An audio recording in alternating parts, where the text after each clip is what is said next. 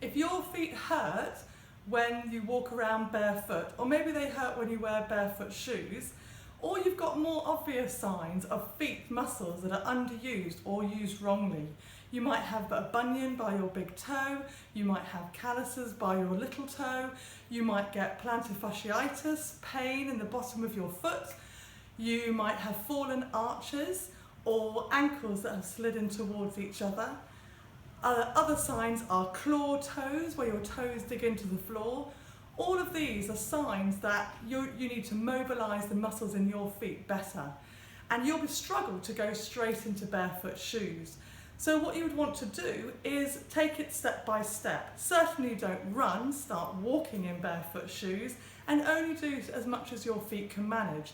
And I'm going to show you now a few exercises that you can use to move the muscles of your feet and get them out of the cast that the shoe has put them into. So mobilise those muscles back into the state they were in before they were rammed into a shoe with a heel.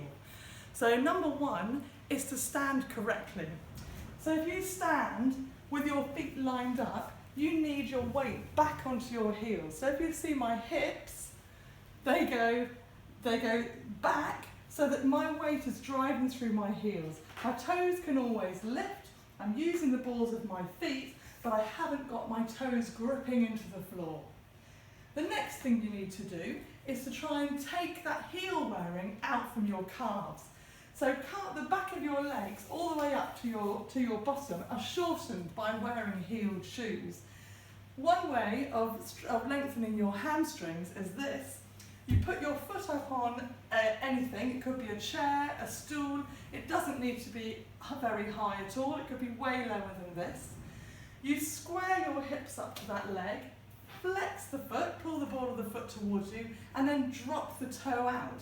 That's a key bit because it swivels the femur out, and then you drop your chest forward, and you're just dropping to a point of relaxation. I'm not driving myself forward, trying to kill off all the muscles in the back of my leg. I'm just at the edge of what I can manage.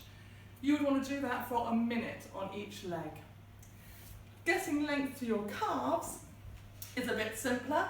You put the ball of your foot up on anything that's high. A rolled up towel, could be a book, could be a stone in the park.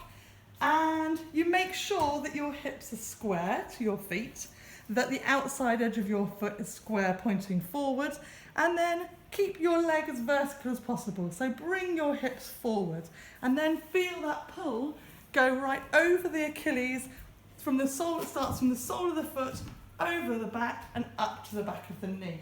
So holding this again for a minute on each foot will get the length back into the calf muscle that's been shortened from a heel wearing. Equally is putting the ball of your foot up on a tennis ball, so the heel needs to be on the floor. This is great because not only do you get the length through the back of the leg, you also hug the ball with your foot, and that stretches all the muscles in your feet and puts width in the bones of your foot. So you hug that, and you can move the ball to different positions, and each time you are hugging it with your feet. Thinking about the muscles in your feet and in your toes, a great one is to do toe wiggling. So you treat your feet as you would your hands. You expect the same mobility from your feet that you have from your hands. So you lift all of your toes up, and then you want to try and move them individually. So you might see that I've got some work to go here. I'm trying to move only my big toes. Those other ones are following. I could try putting all my toes down and lift and lower only my big toes. Or have my big toes down and lift and lower the other toes. Some people recommend doing a Mexican wave, so lifting each toe up in turn and then lowering them in the same way. Like all of these exercises that I'm showing you, you need to do this mobility exercise for at least a minute to really get some worth out of it. One great one for fallen arches is what I called penny. Any coin can be used. You put the coin underneath the joint of the big toe and you hold it tight so you couldn't take it out. Then I'm going to put a pen under the arch of my foot. And now I'm going to stand with my hips squared up to my feet, and I'm going to squeeze that coin, keeping my toes down, and I'm going to make sure that I can't feel the pen.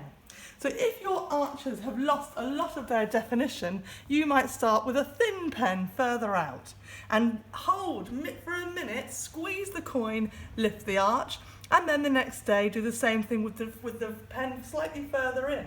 Of course, then you can go for a fatter pen, and you squeeze the coin as you lift the arch, and that's great for getting all those muscles of the foot working again. So there's just a few ideas for you to start getting the bones of your feet out of those shoes. Be sure to look at my video of barefoot shoes and why we would bother wearing them anyway, and I'll come up with more videos that go into these exercises in more detail.